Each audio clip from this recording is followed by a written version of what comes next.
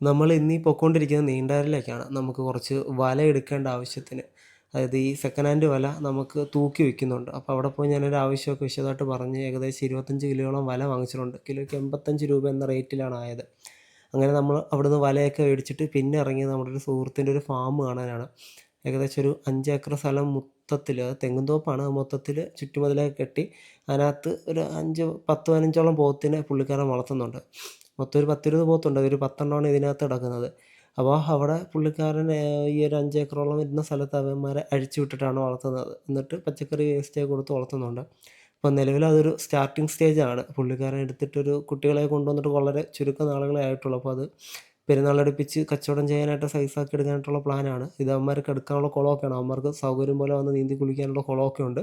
പിന്നെ അല്ലാത്തപ്പോഴെല്ലാം full time അഴിഞ്ഞ് കിടന്ന് പച്ചപ്പോച്ചയും തിന്ന് പച്ചക്കറി വേസ്റ്റ് കൊടുത്ത് വളർത്തിയെടുക്കാനുള്ളൊരു ശ്രമമാണ് പുള്ളിക്കാരൻ നോക്കുന്നത്. എന്തായാലും പോത്ത് നല്ലപോലെ സൈസായതിനു ശേഷം വിശദമായിട്ടൊരു വീഡിയോ ചെയ്യുന്നതാണ്.